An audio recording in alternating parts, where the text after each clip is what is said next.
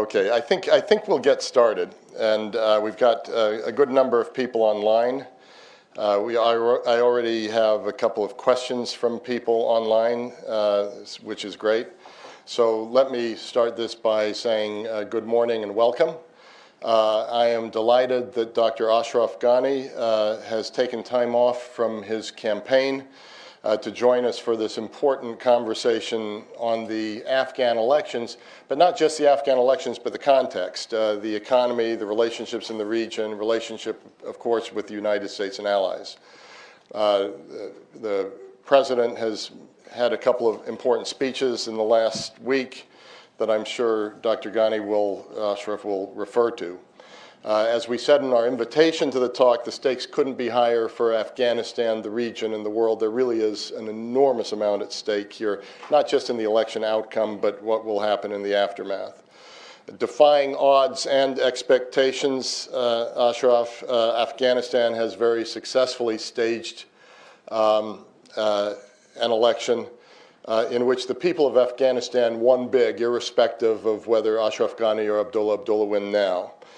They've won big by voting in huge numbers and facing down threats. The Taliban tried to use threats and offers of payment to keep Afghan voters away from their polling stations, but they failed miserably, and we can all be grateful for that. The first phase of the election produced two front runners, Dr. Abdullah and Dr. Ashraf Ghani. The runoff takes place June 14th.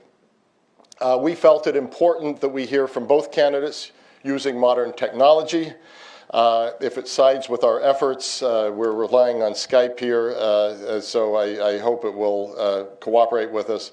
We have invited both candidates to participate and hope that Dr. Abdullah will be available too in the not too distant future.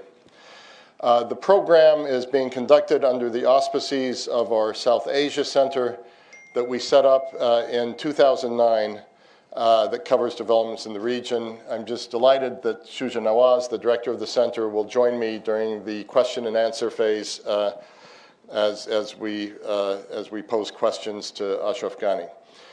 In the interest of full disclosure, I must declare that Ashraf is a friend, a dear friend, and has been on our international advisory board for many years at the Atlantic Council. But beyond that, he's been a valuable contributor to our work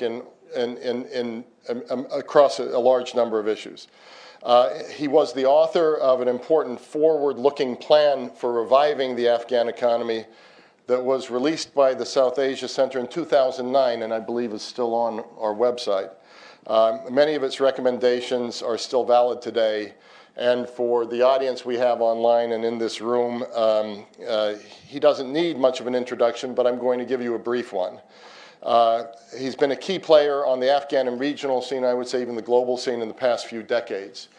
Instrumental in helping to shape the dialogue at the Bonn Summit that produced the interim Afghan government after the fall of the Taliban regime. He served as a successful finance minister in the Karzai government and most recently as head of the Office of Transition. And I think the outcome of the election, where we are right now in the transition, in no small part is thanks to a lot of his good work. He's been a presidential candidate before and brings a deep understanding of Afghan and regional politics and economics, but really understands not only the context locally, down to the very, very local level. He's with us from Herat today, to the regional level, and then what is the overall context. I'm going to request Ashraf to speak for a few minutes here in the beginning, where he's going to give us some thoughts. We've got a lot of questions for you. There's a lot to wonder about here. The event is on the record.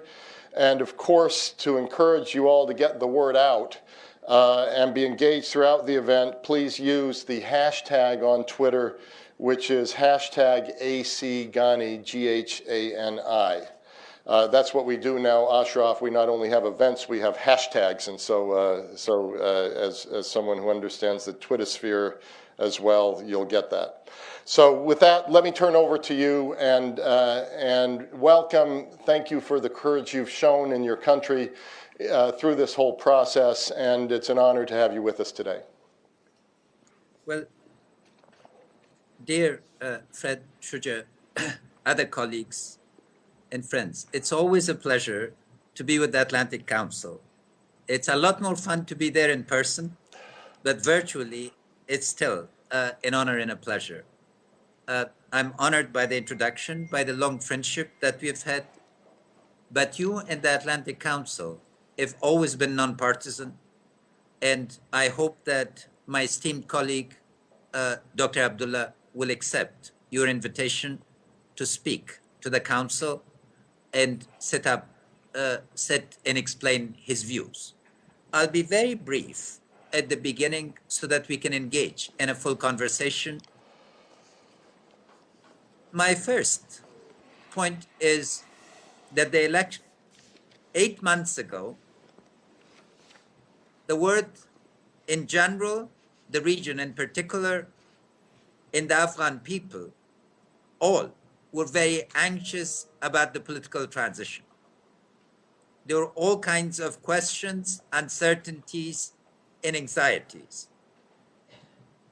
What I'd like to do, like you, is to congratulate the people of Afghanistan for proving that democracy can be seen as the system that allows us to solve our problems through democratic give and take. During the 20th century, a centrist consensus had escaped us. This election is produced the foundation for the Afghan voter to become a citizen. We are not engaging in a process of patronage or patron-client relationship. We're dealing with free citizens, weighing the candidates, making decisions, asking questions. And this really is a remarkable tribute to a people who have taken on the democratic process with full trust. Because of this trust in the democratic process, the center, which is the area of moderation, give and take, is emerging extremist forms of the left and the right are being isolated. This in the region itself is a remarkable statement of change. The second issue to be noted regarding the April 5th election was the historic role of the Afghan National Security Forces, who for the first time managed to ensure the security of the elections. As somebody who had a leading role in designing the security transition, I'm extremely proud of our national security forces. 4 years ago, when we started discussing the ideas of a security of transition, the same skepticism and anxiety greeted the concept. But the program that we designed, which was one of tranches or phases, in 5 phases, we went from Afghan security forces being in the shadow in a supporting role to a leading role. And this, again, is brought about a remarkable set of changes. And I think the success of this process has been one of the reasons for the recent announcement by President Obama regarding the type of partnership to be forged and renewed and expanded between the United States and Afghanistan. The third factor has been the role of the media. The modern media has truly arrived in Afghanistan. When we began the process of registration, the public did not have a view of the candidates. The television has come to nearly a significant number of Afghan homes, and I've been struck dumbstruck by the extent to which the presidential debates were watched across the country. And on that basis, decisions were made. A free media, of course, also has rough edges, but by and large, the nature of public discourse in Afghanistan has been remarkable. John Dewey had a concept. Yes, so a public is formed through discussion and debate. The debate in Afghanistan has been profoundly formative. All the key issues that the country has faced are being debated. And they're being debated openly and in a very constructive manner. What underlines this is that in the last 5 years, formation of voluntary association in Afghanistan has been unprecedented. And because of these association, the discussion is not just between individuals and individuals. Group mechanisms have emerged to allow this discussion to be formed, so collective formations are taking. What we are very proud of in our team is that a process of national reconciliation regarding the last 35 years has actually been achieved in practice. We are able to talk across the board, to acknowledge each other's existence, to acknowledge that all of us are necessary to each other, and that a democratic process is key to allowing us to forge a vision of going ahead and to be able to move forward. The view that we are taking is that, unfortunately, the country is responding to, is that while we have really significant challenges, and we can come back to the discussion of those, we see the challenges as opportunities because the context has changed. First, the national context has changed. For the first time in 5,000 years of our history, a leader of the country is going to voluntarily, according to the Constitution, leave power and turn authority to his elected successor. This in itself is a remarkable first. Managing this type of first time is an issue that gives rise to a lot of anxiety, but so far we've really managed this. And sticking to the constitutional process that we will go to a second round to seek a clear mandate from the people, again, has been part of our respect for the rule of law. We could have, a lot of people pressured us or suggested gently that we reach a compromise and avoid the election. Our stance, mine and our team, was that the constitutional process needs to be observed so we can have a second round. And that will produce a mandate between two candidates who can explain themselves to the Afghan public, and one of us will be given a mandate. And if the electorate decides to split its mandate, then that, again, is something that the Afghan political class in the Afghan society needs to deal with.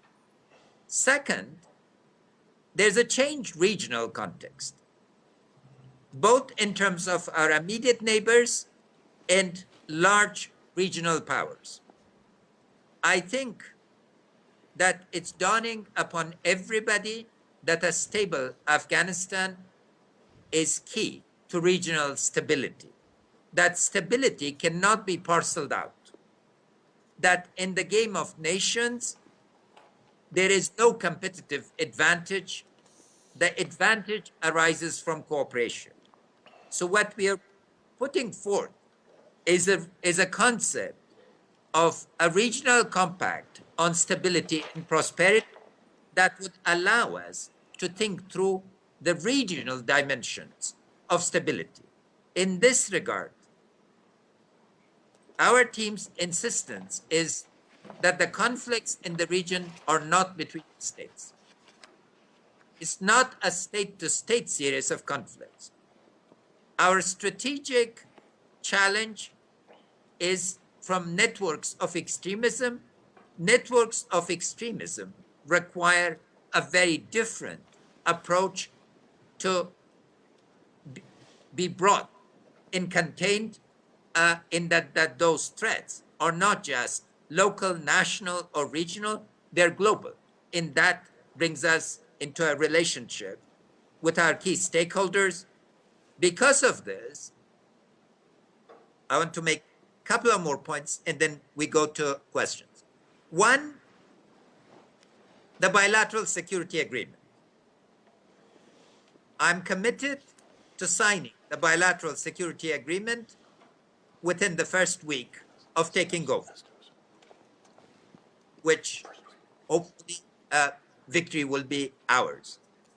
The reason is that our national security forces need assurances regarding our global partnerships and the resources, both human and material, that would come through the bilateral security agreement. In the bilateral security agreement, which I've been among the key negotiators, I know every word, we've waited, it is in our national interest. It is again part of our conception of that cooperation in the game of nations is key. This cooperation is foundational both to Afghanistan's stability, to regional peace, and to global peace. The new framing that President Obama is come with his West Point speech telescopes a process that previously we might have thought would take 10 years. This, again, is very similar to President Obama's decision in 2009-10 that he accepted the recommendation of a security team regarding a surge in Afghanistan, but he redefined the temporal parameters of those. And as somebody who managed then within those parameters, the security partnership that resulted in transition from international forces to Afghan forces, and the assumption successful departure, honorable departure of people who shed a lot of blood and treasure to allow us to move towards a democratic regime. I'm confident that this time, again, we will need a design process that would allow us to focus on the imperatives of this partnership as they've been now defined by the President of the United States. Last point is that the change parameters, both nationally, globally, and regionally, put a premium on transparency and accountability. The Chicago commitments that are $36.5 billion for 9 years, after the current reframing, will require congressional approval. Global experience has shown that when large American troops are not involved, Congress scrutinizes the expenditure of taxpayers' resources much more carefully and would require full accounting of these resources in their proper expenditure. Fortunately, the Afghan public wants the same. Similar with the Tokyo commitments that are about $4 billion a year on the civilian side, there's a framework of mutual accountability. Without that mutual accountability, we'll not be able to move forward. Because in the midst of our pleasure and pride, both so far on the political transition and security transition, the elephant in the room is the economy. The rate of growth of Afghanistan's economy was 12% in 2012, 4% in 2013, might reach 0 in the current year, because the fundamental reforms that are required to manage the economy have not been tackled, and we will inherit an economic situation where the nature of the economic governance that is going to be required to create confidence of the Afghan, the average Afghan, the investor, and the international investor in the international community are not yet in place. These we will tackle with determination and with full commitment. I've made a commitment that we will go, not only do the Tokyo commitments, but Tokyo plus plus, meaning that we will fully own the reform agenda and articulate. And that events such as the Kabul Bank, where over $900 million of public resources were squandered to rescue a Ponzi scheme, will have no place in our vocabulary. To sum up, Afghanistan is at a critical juncture. The public is spoken to reject violence, to embrace a democratic process, to participate. Men and women are actively engaging. The youth, which is the absolute majority of the country, instead of taking to the streets, asking for overthrow of regimes, like in the Arab Spring, is engaging in constructive politics. All of us are engaging in a national enterprise where we see ourselves as partners. There are difficulties. There are some types of campaigning that are negative, but the commitment of my team and myself, as we've done so far, is to engage the public directly, to make the appeal to the best in us. And the best in us is proven to be quite remarkable.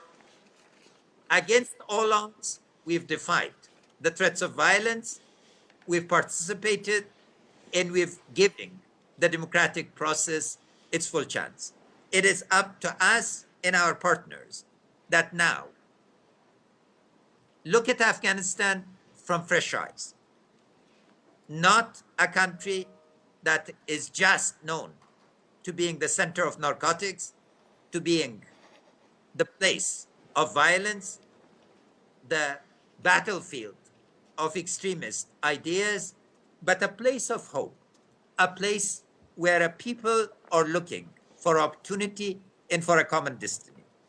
And that a country that will be proud to have regional and global partnership so that we can all transform a region from a source of danger to the world to one of hope and opportunity. Thank you. And then I'll take your questions.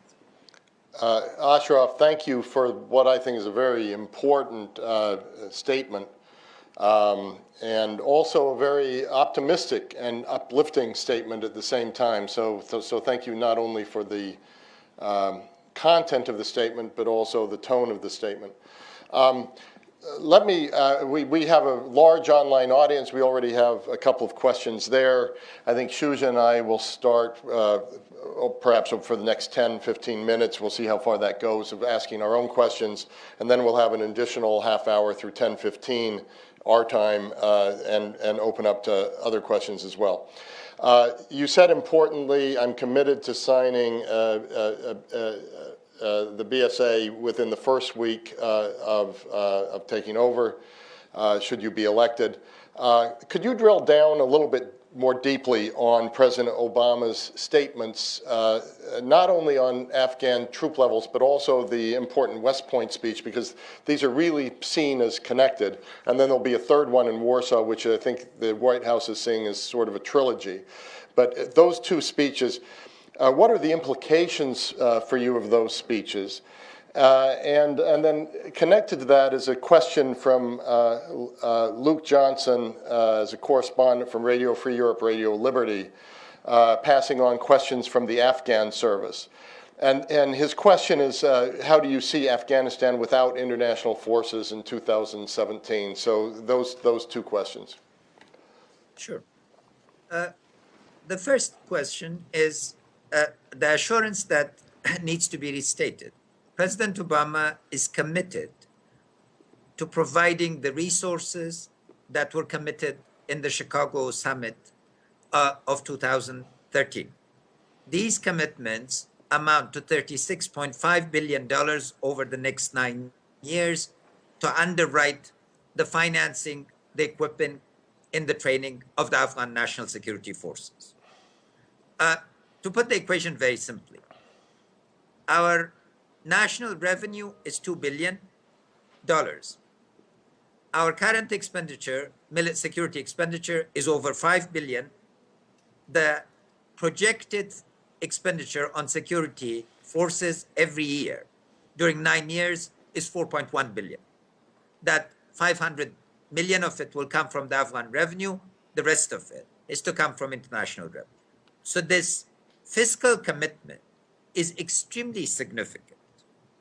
The restatement of this would allow us to assure our security forces that we can continue on the path that we have started. Our security forces have come a very long way in the last 4 years, but to fully assume responsibility for the security of the country requires this continued commitment. Second, prior to this speech, the common understanding was that U.S. military presence within our Army Corps commands, divisions, and brigades would continue for a decade. Now the time has been set for 2 years. This is a very significant redefinition of the relationship. What it means is that we will need to accelerate our equipping and training programs and arrive at a strategy where every 3 months we will need to do a very significant amount of reform in management, in leadership of our national security forces. Contracting, for instance, is going to emerge as a key issue. The fuel bill has been over a billion a year. So accountability now assumes a primacy. We need to be able to show that we can manage the resources credibly, efficiently, and transparently.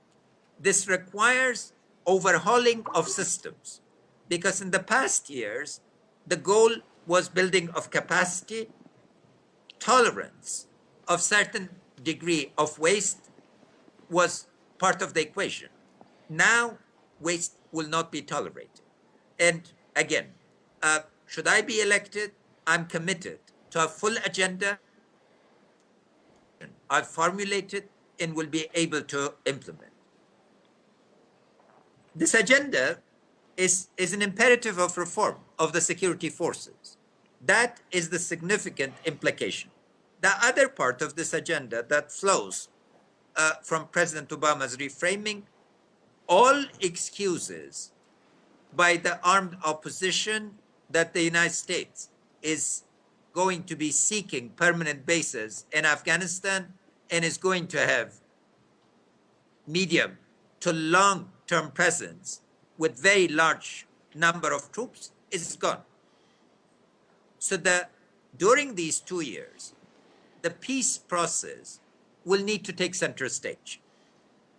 And the national, regional, neighborhood, and international dimensions of the peace process will need to assume priority.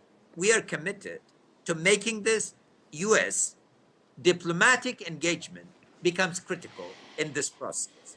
And because of that, what I've proposed, which is a regional framework of for cooperation for stability and prosperity really becomes a must. Fortunately, China, India, Turkey, Russia, Saudi Arabia, UAE, major regional powers see a stable Afghanistan as an important asset. And in this regard, it's important to see this. So to sum up, the context of both security, peace, and regional cooperation has changed very significantly. U.S. engagement remains. The nature and scale of that engagement is going to require building of full trust between Afghanistan, the Afghan government, and the United States. And we are very hopeful that this partnership through the signing of the BSA will be realized, because the BSA is now emerged as the foundational issue. Resolving it rapidly in a principled manner, in building the type of relationship that I was able to do during the security transition, which never became an issue of public disagreement, gives us confidence that we, the Afghans, can take the lead as the United States expects us, design a process of cooperation that our mutual interests can be joined together, and we move forward to consolidating the gains that have been acquired through extraordinary sacrifice, both on the part of the Afghan people and on the part of the American people and our allies in NATO and non-NATO countries. Thank you for that important answer, and fascinating answer. One more question from me, and then I'll pass to Shuja for a question or two. And this reflects my own interest, but also some questions we're getting online. A remarkable aspect of the elections was the creation of coalitions across ethnic and regional lines. What have we seen change and alter in Afghan politics through this, and how has this fared, and how may this express itself in the runoff? It was put somewhat differently, again, from the Afghan service of Radio Free Europe, Radio Liberty. I'll read it. In the past 12 years, Afghan politics and the distribution of power have been mostly arranged between a small group of people. There are rumors that the two candidates are busy again for such arrangements with groups and individuals. Do you think that is how power should be shared? Well, let me answer the second one first. Our team is not engaged in any kind of division of offices. We do not believe in a system of spoils, and we simultaneously do not believe in a formula of winner take all.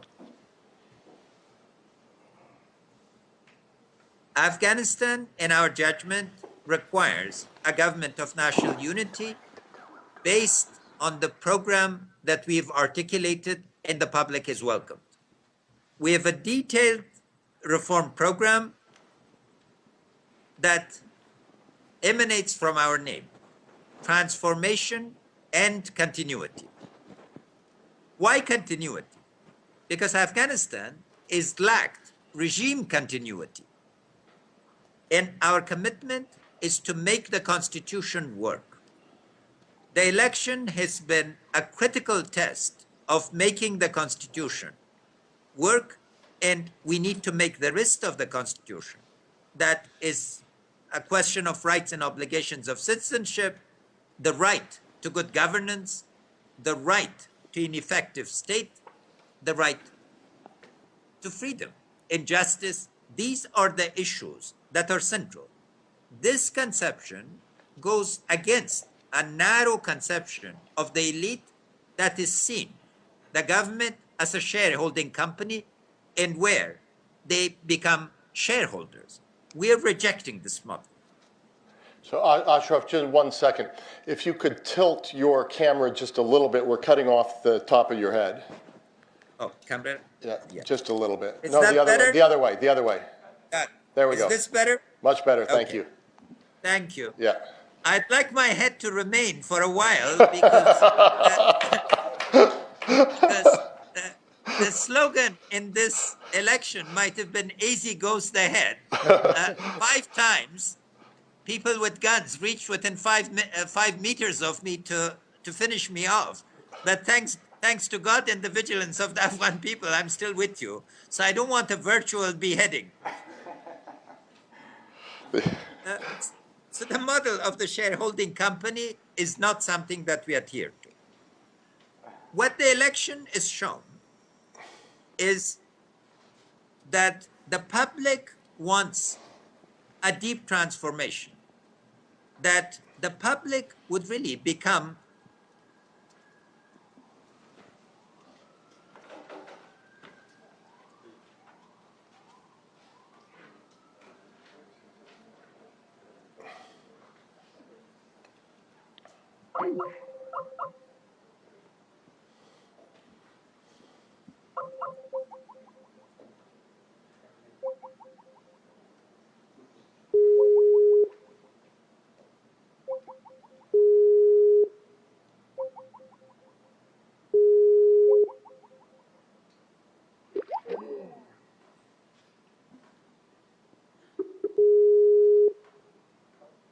So is it fair to say that one of the shifts in Afghanistan, if Ashraf is elected, is a significant jump? it seems that there is a 10-minute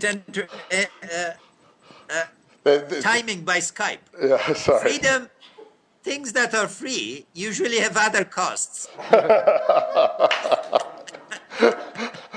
Yes, there's no such thing as a free internet connection. Please So- continue.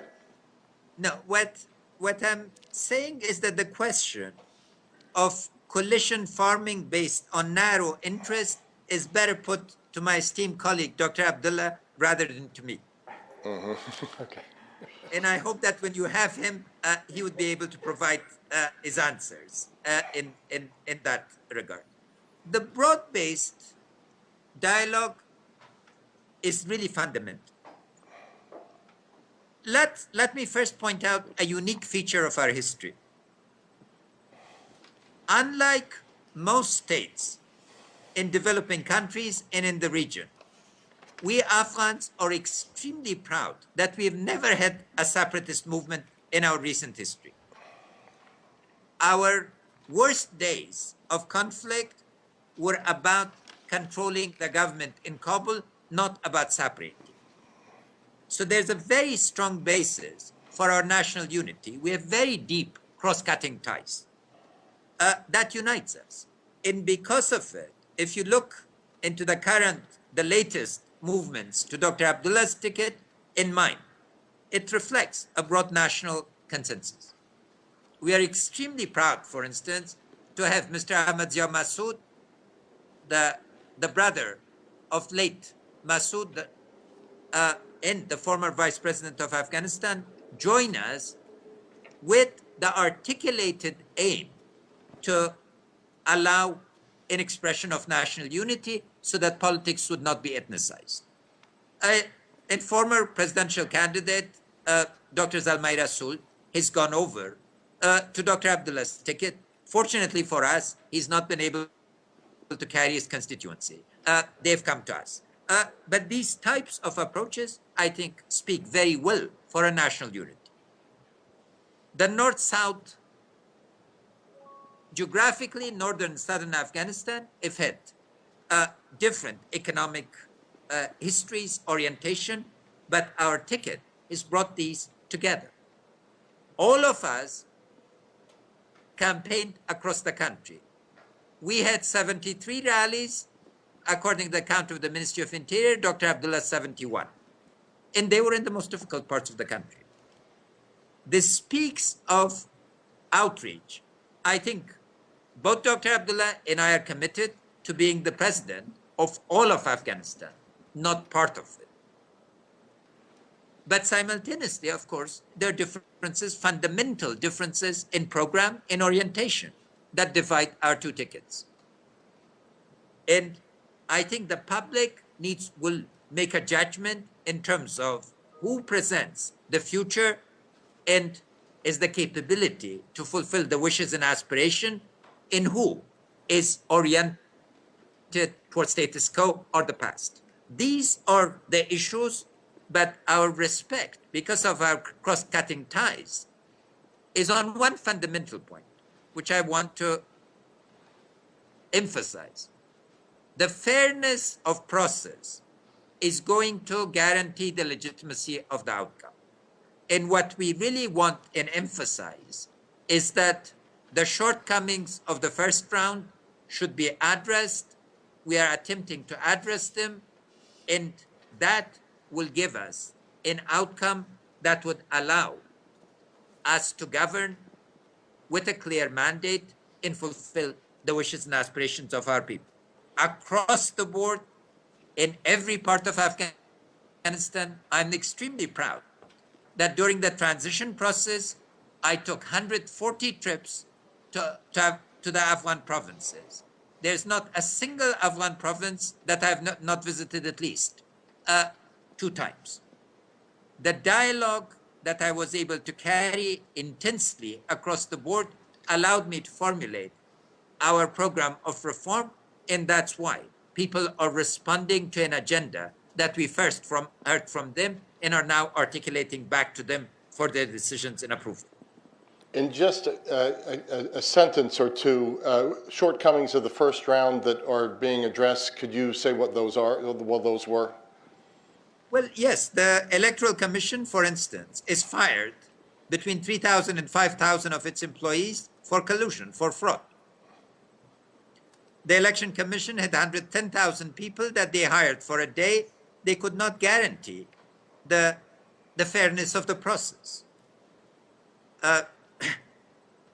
Ballots run out 10 or 11 o'clock in key areas. Physically, it's impossible. A single voter minimally needs 1 minute and mostly requires 3 minutes. So there were 600 ballots. How could they run out? That meant that ballot boxes were stuffed, or otherwise people were being denied. Some security, by and large, security forces remained neutral, but in certain areas they intervened on behalf of certain candidates.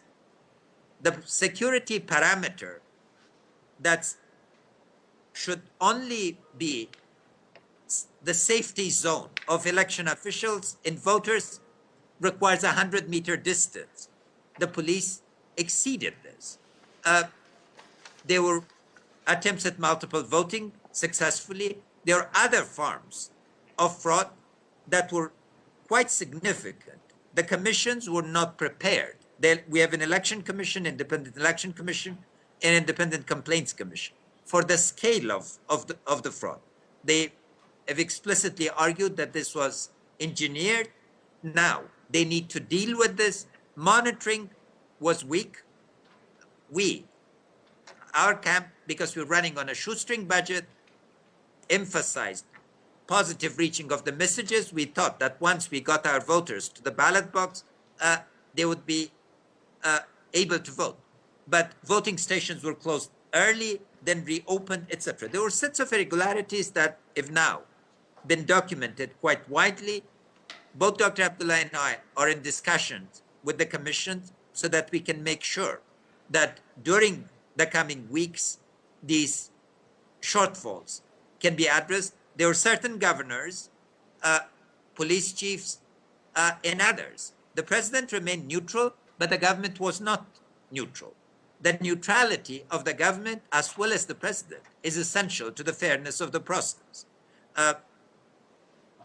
We cannot transform everything to the current Chicago-style electoral politics, not its past century, but we are hopeful that we can make some significant changes, that the electorate can be confident that their votes, once cast, are fully honored, and we can ensure that the results give a clear mandate to one of us. Thank you. Shuja Nawaz. Ashraf, just 2 quick questions. One based on your statement that you want reconciliation among all the Afghan people. What has failed in the current reconciliation process, which was dominated by the US? and what would you do differently? And would that include a ceasefire announcement inviting all the Taliban inside Afghanistan's borders to lay down their arms and to become normal citizens? And the second question, somewhat related, goes back to your discussion of the regional security framework to maintain a stable and prosperous Afghanistan. When you listed the countries, you missed out one name, Pakistan. What do you see as the possibility of engaging with Pakistan to make that a positive engagement rather than with Pakistan being the source of Afghanistan's problems? Thank you. Let me take the second question first.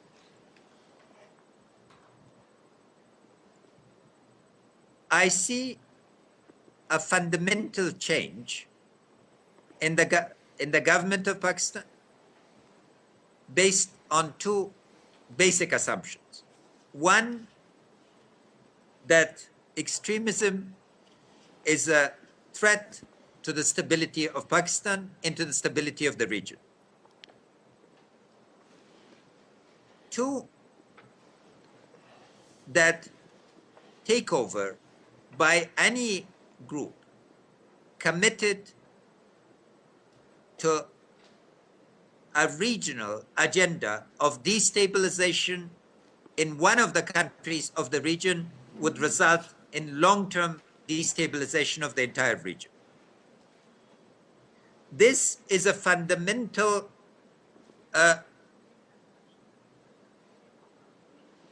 shift in orientation and in outlook. Because of this, I see that Afghanistan and Pakistan can engage in the type of dialogue and discussion that France and Germany engaged in after World War II. We need to envisage a 10-year process at the end of which these two countries become pillars of regional stability and can engage in forms of cooperation and mutual cooperation that is fundamental to solving problems that cannot be solved within a single border. This is a fundamental axiom on the basis of which I'm going to proceed. And this also requires, of course, acknowledging the other stakeholders, both in the immediate neighborhood, like Iran, in Central Asian countries, but particularly India, China, Saudi Arabia, UAE, Turkey, and Russia. I see a rare consensus among those powers regarding regional stability. It's because of this that I seek an enhanced diplomatic role by the United States so that the framework that I'm proposing will require solving some problems bilaterally, Afghanistan and Pakistan, some problems trilaterally, Afghanistan, Pakistan, and India. A lot of the transit and prosperity issues requires trilateral discussion. Some would require 4-party, some would require 6 or 8-party. We should not lock ourselves into a single formula. We should reach for a variety of mechanisms, the goal of which is convergence, not a set of divergent approaches. Within this framework, then the prospects of peace fundamentally shifts. One, as I've brought to your attention, the key objection from armed opposition, Taliban and others, that the United States needs to leave the region, leave Afghanistan militarily, is no longer subject to discussion or doubt. when we began the transition process, nobody believed it. They thought that this was a ploy. So that is the first issue. Second, reconciliation nationally is a wider process than just with the armed opposition. We are a country that suffer from post-stress disorder syndrome. We have been subject to immense violence. 1.5 million people have lost their lives. There are over 1 million people internally displaced. We still have 5 million refugees. We have over 1 million disabled people. National reconciliation is going to require a reconciliation of all of us to overcome the generational conflicts that divided us. And a new generation, fortunately, is coming to the fore, who of the absolute majority of the country that do not have this history. So that's significant. In terms of specifics, vis-a-vis Taliban and others, the problem has been that we've been talking about peace talks, not about peace process. So we will shift from talking about peace talks to actual peace talks in a range, a variety of fora, a variety of ways of reaching out. Those who are inside Afghanistan will be approached from family to family, district to district, province to province, to see what are the grievances. On the larger sitting, we will engage in meaningful discussions.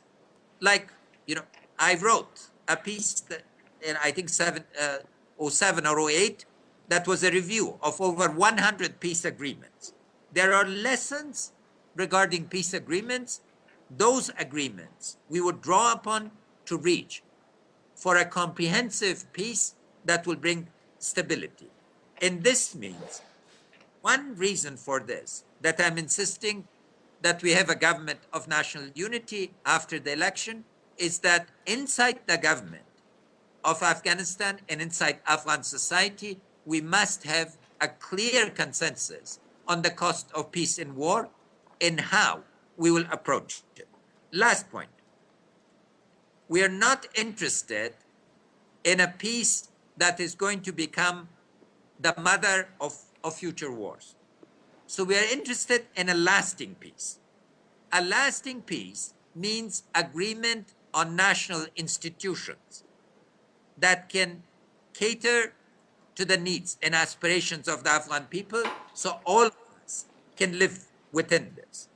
The current constitutional framework is fundamental to this, because the government that hopefully I'll be heading will have a clear mandate from the people for reforms. Should there be insisted demands for certain provisions of the Constitution to change, those are provided for through constitutional mechanisms. But we cannot go outside the constitutional framework, and it's important that we arrive at a process that produces lasting peace and that all of us would reach. A very additional point. Peace is not going to immediately bring security, because stakeholders in insecurity are far broader than the so-called insurgency or armed opposition. There are smugglers, there are narcotics groups, there are a lot of stakeholders out of a global criminal economy that use Afghanistan as a laboratory. So we need to make sure that our security institutions are strong enough that after the full political process has been worked out, they can contain those elements of insecurity. Because one of the side effects in a lot more stable countries in Latin America and Central America has been that insecurity has increased. And we need to be aware of this risk and contain it. Thank you, Ashraf. Let me take two questions now from Harlan Ullman and David Sedney. Can you hear me? Sorry. Ashraf, it's Harlan Yes, I Ullman. can. Good to see you, and Of course, good luck to you, and of course, good luck to your country. You rightly pointed out that the future of Afghanistan will rest in the economy, in security forces, and the process of reconciliation and peace. About the security forces, when ISAF withdraws, what are your plans to deal with the necessary capacity for logistical lift, for logistics, for air and fire support, and all the so-called enablers that the Afghan security force is going to need that are provided right now by the United States and the ISAF forces? And given the fact that this appears to be a real issue, to what degree do you think the peace process can be a bypass for the absence or the tardiness in getting the necessary military capacity to ensure that the security forces can carry out their responsibilities? Thank you. And Ashraf, let me pick up a question here from David Sedney as well. sure. Ashraf, also congratulations to the Afghan people and to you and to Dr. Abdullah for the way the campaign process has gone. It has really startled many people here in the U.S., both the turnout and I think the quality of the election process. I have one observation that I won't ask you to respond to and a question. The observation is that the election turnout was so impressive because the Taliban really did try to derail the elections as they claimed publicly they would. And the Afghan people turned out despite that. However, there was no diminution of cross-border weapons, explosives, and personnel from Pakistan into Afghanistan during the election period, despite promises by Pakistani security officials that they would take steps to try and reduce that. I have a fear that in the second round, that Taliban effort will be even more successful and it will depress turnout in the east and south of the country in ways that will affect the election. Again, I'm not asking you to comment on that. That's my observation. My question is that underlying a lot of the decisions that the President of the United States has made recently is a belief that in the long term, Afghanistan's economy doesn't have the capacity to support the necessary security forces, and a real pessimism about the future of the Afghan economy 5 or 10 years out. So I'd appreciate very much your views of what kind of possibilities the Afghan economy might have for supporting its own security needs in the 5 to 10 year period. Thank you. And since David did hit on the economy question, and you touched on it in your opening comment, perhaps as you do that, you could deal with the question from Voice of America, Sposme Maiwandi, on job creation, and more generally, the economic cost of withdrawal is going to be huge. With 0% growth already, how do you manage that? Right. Well, thank you, both to Harlan and to David. First, on the question of enablers. During the last 3 years, the Operation Iron Mountain did provide a significant number of enablers for our ground forces. Part of the problem here is the human capability to operate some of these. For instance, armored vehicles that are specifically designed for Afghan terrain that can avoid a lot of loss of life or require computer skills to drive these vehicles. And we have had difficulty in terms of those. The area of enablers where we must put emphasis and must put all our resources are two. One is Air Force capability, particularly helicopters.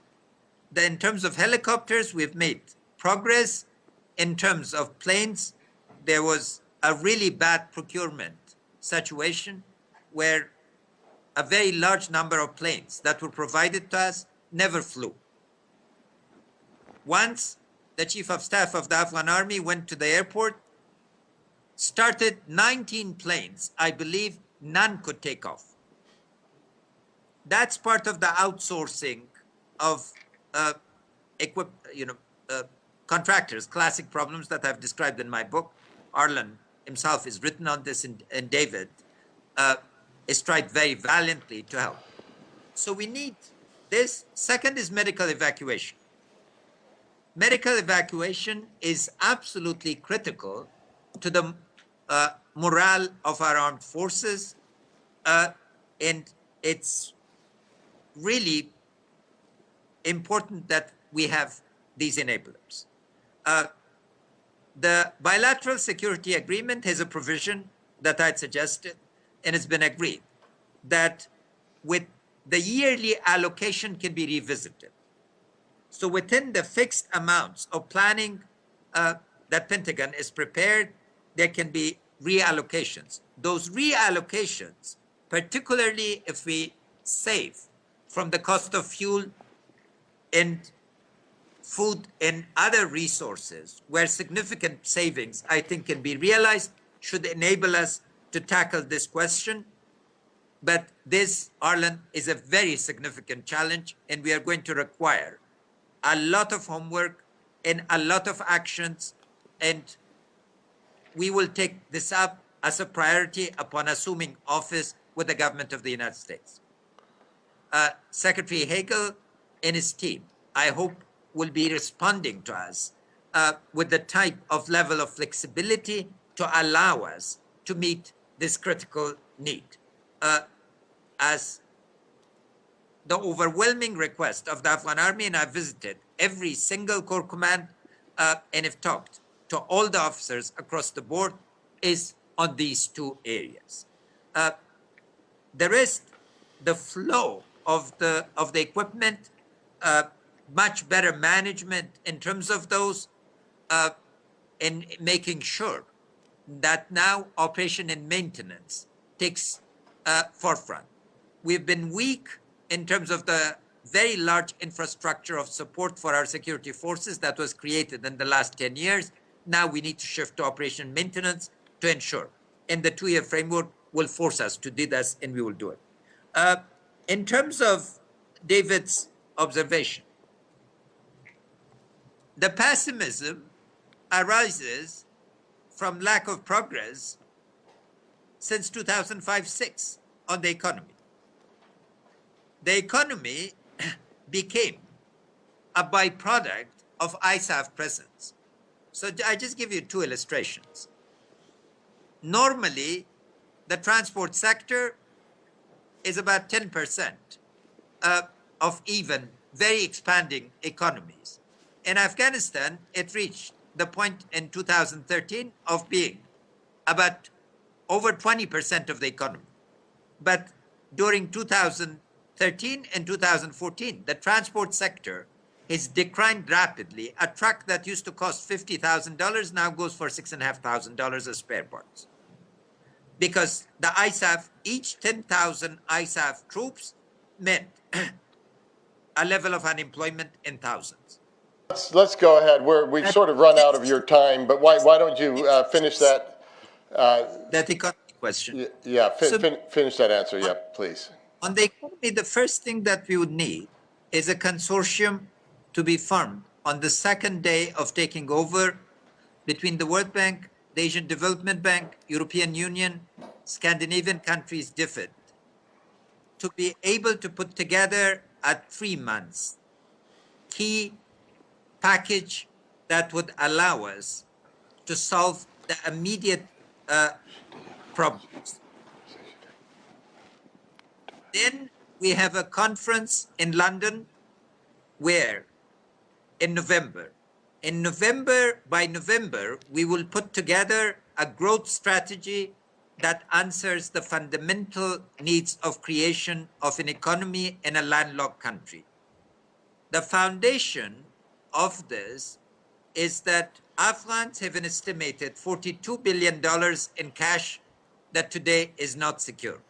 Our key goal would be to attract at least 20 billion of this in a secure environment to allow a compact between the Afghan private sector and public sector that would resemble the experience of South Korea in the 1960s, Singapore, in Malaysia. Next to this would be drawing on the experience of the New Deal to create a series of public works program for immediate employment creation. The third real driver here is creating direct foreign investment. In here, we are looking at the Gulf countries and Central Asian countries in particular. The Gulf now, fortunately, is a huge source of capital. The agricultural strategy of the Gulf in terms of food security is changed. They are seeking 30 years framework of investment that they've done in Southern Sudan and other places to be able to transform the Afghan agriculture from an import-oriented sector to an export-oriented sector. Our mining wealth is considerable. The key thing that is missing is a stable policy framework within which mining companies can engage with us. Transparent contracts regarding 13 mines will get us to meet our budget needs, both security and non-security, in 13 years. So management of these 13 mines would be critical point. Now, the most significant driver, which brings us back to the region. Afghanistan and Pakistan's trade with India 3 years ago was around 1 billion a year, less than its trade with Afghanistan. Shuja would tell you that during the last 3 years, this is reached over 7 billion. But if you calculate the economic relationships of 1947, the prospect is up to $70 billion of trade. India's and China's new growth can be harnessed for lifting both Afghanistan and Pakistan out of poverty. Let's see if we can get him internally here, but for those who are online, I was going to close by saluting the courage of the Afghan people, echoing David Sedney, because this really has been a remarkable historic achievement just that we've got this far. And the courage of the candidates and the Afghan people, and we're wishing them all the best that we can possibly wish them through June 14th.